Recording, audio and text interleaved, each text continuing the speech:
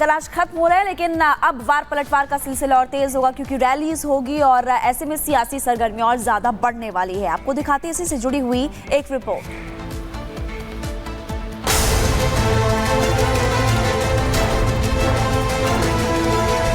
नामांकन का दौर खत्म, अब रैलियों में दिखेगा दम। 288 सीटों की बड़ी लड़ाई। महाराष्ट्र में सियासी पारा हाई।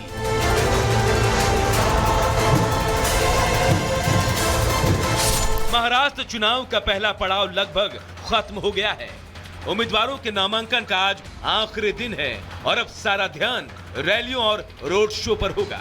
लेकिन नामांकन के आखिरी दिन भी सियासी सस्पेंस जारी है।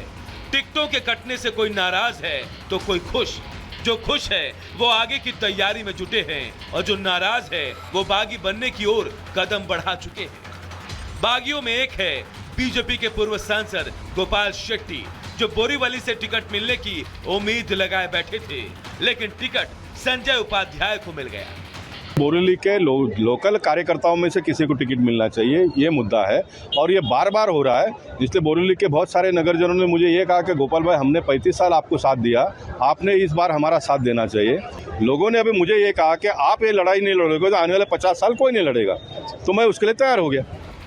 एक और उम्मीदवार है जिन्हें पत्नी को टिकट न मिलने का दुख है और ये हैं पूर्व एनकाउंटर स्पेशलिस्ट प्रदीप शर्मा, जिन्हें अपनी पत्नी छवि शर्मा के लिए शिंदे गुट से टिकट की उम्मीद थी।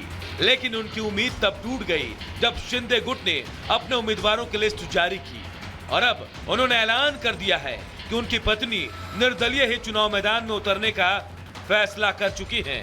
उनका मानना है कि वो बगावत नहीं कर रहे।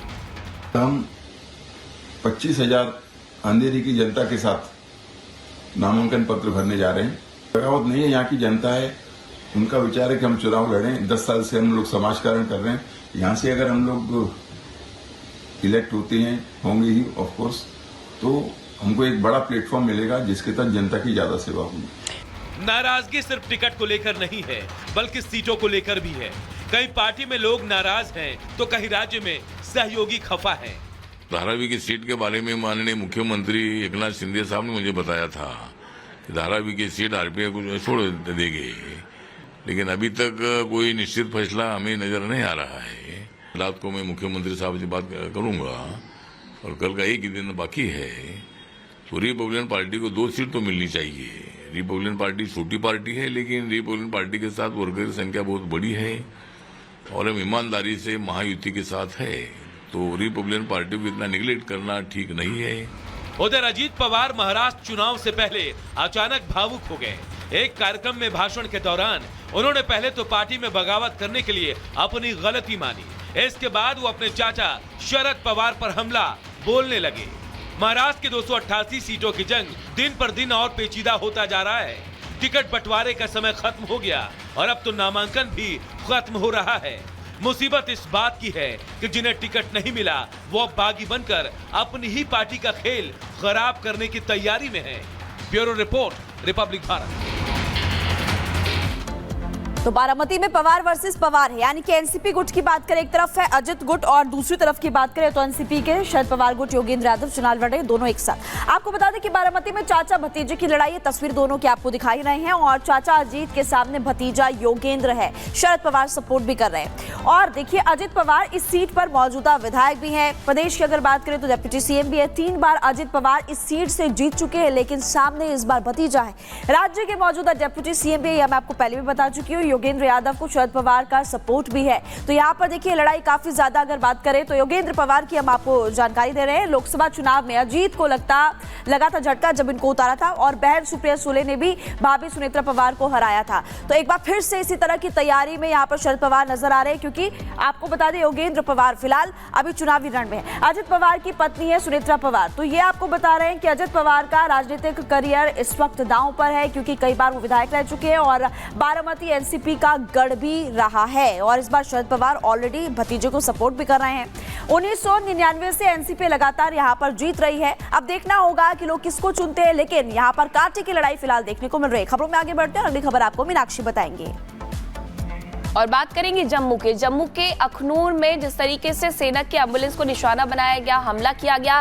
3 आतंकवादी थे जिसमें से एक को सेना के जवानों ने ढेर कर दिया है। 2 आतंकियों की घेराबंदी की गई है, लेकिन इस पूरे ऑपरेशन में डॉग फैंटम शहीद हो गया है।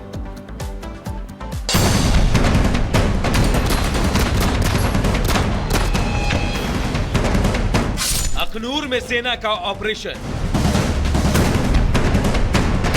3 आतंकियों में से एक ढेर। 2 आतंकियों को सेना ने घेरा। मुठभेड़ में फैंटम हुआ शहीद।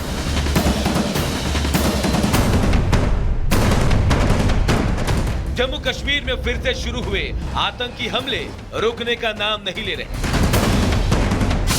28 अक्टूबर की सुबह 3 आतंकियों ने बॉर्डर के पास अखनूर सेक्टर में सेना की एक एम्बुलेंस पर हमला कर ताबड़तोड़ गोलियां चलाई, जिसके बाद से इन आतंकियों को ढूंढने के लिए चलाए जा रहे सर्च ऑपरेशन में सेना ने एक आतंकी को ढेर कर दिया, तो वहीं 2 आतंकियों को घेर लिया गया है। दोनों तरफ से गोलियां चल रही हैं, गोलीबारी हो रही है। अखनूर के पलावला सेक्टर में एलओसी के पास हुए मुठभेड़ में सेना का स्नीफर डॉग फैंटम भी शहीद हो गया, जिसे लेकर व्हाइट नाइट कॉर्प्स ने एक्स पर पोस्ट किया।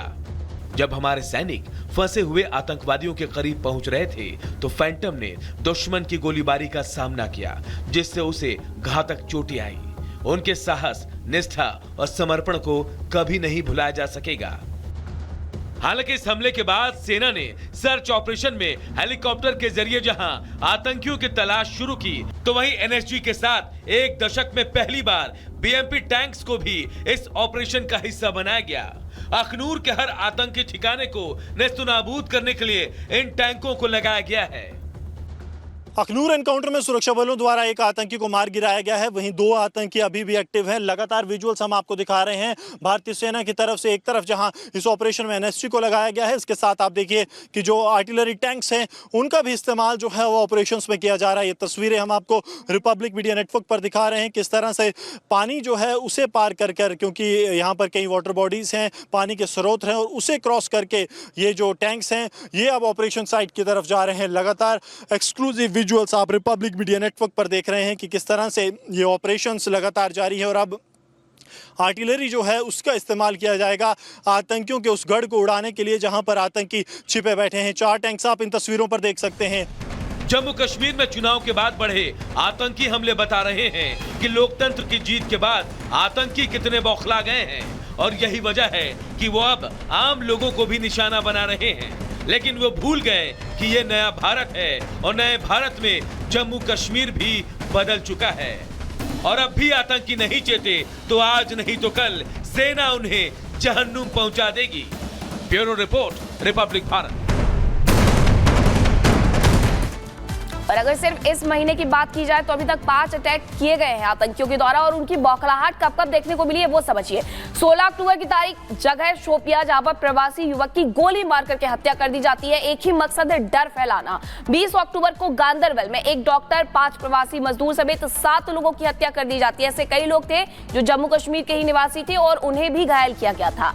24 अक्टूबर को बारामूला में सेना के काफिले पर हमला होता है, 3 जवान शहीद हो जाते हैं, 2 पोर्टर भी इसमें मारे जाते हैं। और वहीं 24 अक्टूबर की तारीख आती है, जगह होती है पुलवामा। आतंकियों ने मजदूर पर गोली चलाई, हमले में मजदूर घायल हो जाता है। 28 अक्टूबर अखनूर सेना के एम्बुलेंस पर हमला, ये कल क्या है, यानी इस पूरे महीने में 5 अटैक हुए हैं, और उनकी जो बौखलाहट है आतंकियों की वो साफ तौर पर देखने को मिल रही है। और चलिए बात करेंगे बर्निंग ट्रेन की, क्योंकि हरियाणा के रोहतक से दिल्ली ट्रेन जा रही थी और एक बोगी में आग लग गई। जोर का धमाका हुआ, आग लगने से 4 लोग जो गंभीर रूप से घायल हो गए।